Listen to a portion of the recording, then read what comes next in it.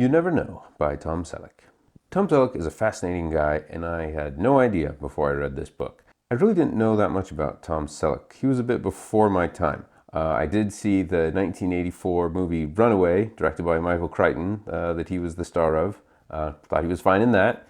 And he was Richard in Friends. So, like two roles that I thought he was kind of meh, like he was fine for the role, but nothing to really write home about.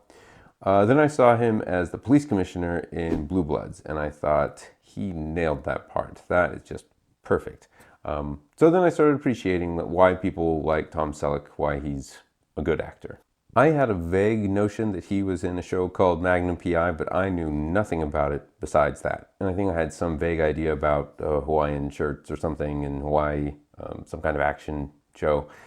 So reading this book was an interesting experience because Magnum PI plays a huge role in Tom Selleck's career and the narrative of this story. This book is well titled because Tom Selleck had no idea what he wanted to do with his life. He started off going to business school, and then he did terrible in stats classes, and then he started picking up acting jobs on the side to pay for things, and then he joined the military. Then he was a male model for cigarettes, and so it's just kind of all over the place. And so it's a perfect theme, like keep trying stuff, who knows what could happen.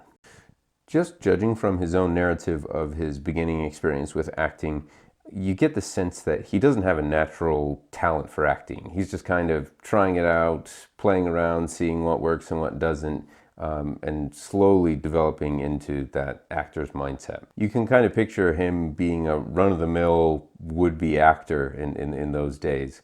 There's not really anything special about him. But what's amazing about Tom Selleck's story is that he keeps trying, and his persistence is what pays off. He does get a lot of lucky breaks, like he's just has the right conversation with the right person, and he gets some opportunity that normally people wouldn't get. But at the same time, he also goes through years of being a struggling actor, like wanting to make it work and then it just not working out. He talks in the book about a lot of disappointments he had, where he thought for sure he was going to get this part. He called home and he was really excited. Then it turns out that he didn't get it, and how crushing that was. He learned two lessons from this time of rejection that he had to go to. One, he just got used to getting rejected over and over again, and that kind of became his resting pulse rate of just, we'll get rejected a bunch of times. He talked about how he did this one audition and it didn't go well and they rejected him, and then he called him back, insisted that he audition again. He auditioned again, they rejected him again. And so that just kind of became a part of how he saw acting. Like you have to try a bunch of things a bunch of different times.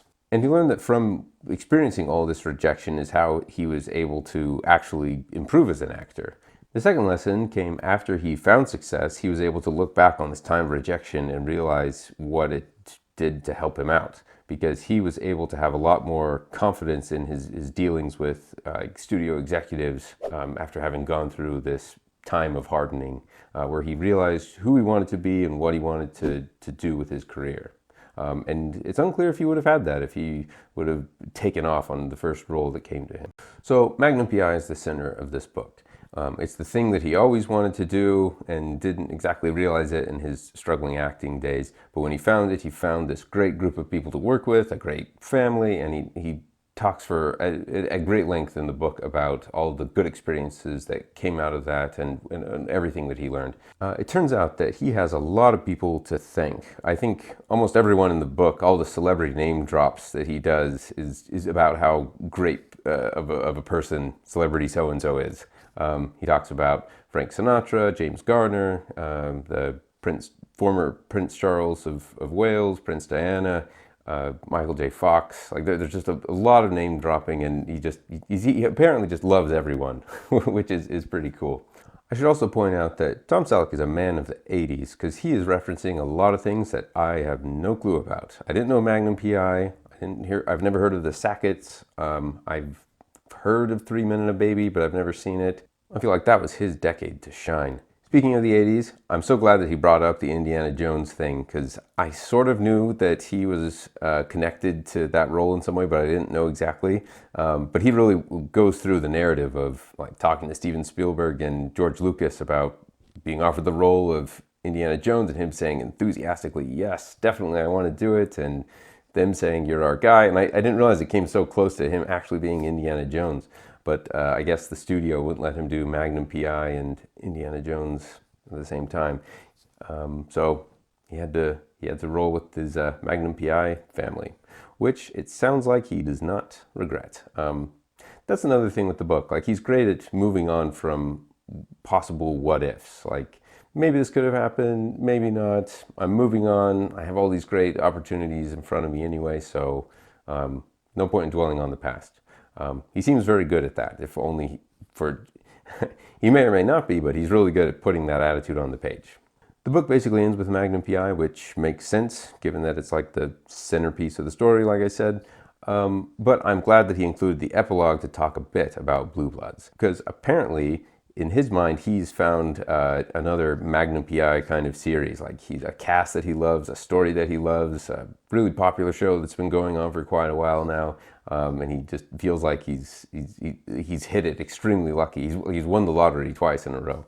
I recently found out that they aired the series finale of Blue Bloods, which is crazy to me given how popular it was. I don't know if that's going to stick, but it sounds like all the cast wants to keep going and the ratings are there, so I'm kind of perplexed at why you cancel it. So I guess we'll see what happens there. But back to the book, I thought it was a great insight into a man's very impressive Hollywood career. I thought the writing of the book was okay. I think in some parts I kind of felt like I was getting a list of this happened, then so-and-so called so-and-so.